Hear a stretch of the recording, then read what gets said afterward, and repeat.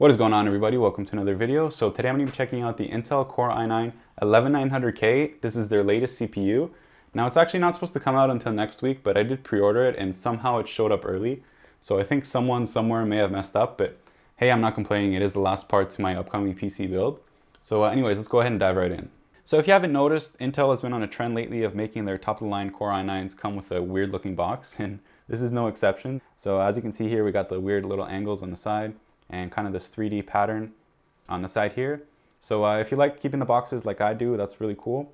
On the top here it says official processor partner. So apparently they're partnered with the Olympics. And yeah, that's pretty much it. So let's go ahead and tear it open.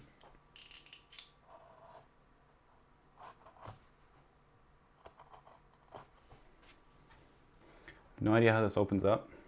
All right. So both sides kind of just open up.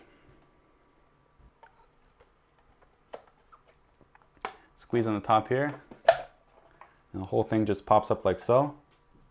And here is a little pouch with the CPU. You have another seal here as well.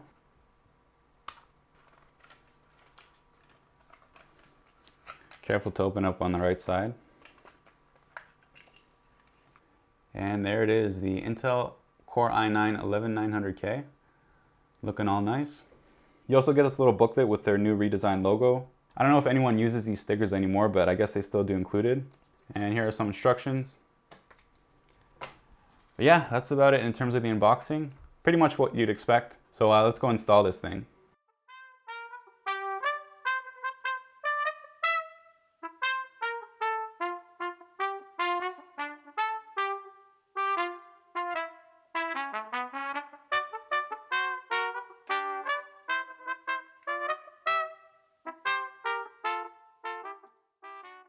So I've just installed a new CPU and thankfully everything's working just fine. I didn't even have to update the BIOS and I'm using the ones that came with the motherboard. In fact, I checked Asus's website and there's no new releases that I can see, so I guess they're waiting for launch date.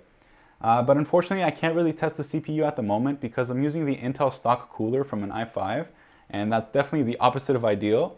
But the reason I'm using this for now is because I'm actually doing a custom loop with this PC. And now that I have the CPU, I can actually get that started, which is great. But in the meantime, guys, let me know if you have any questions or if you'd like to see any specific tests with the CPU.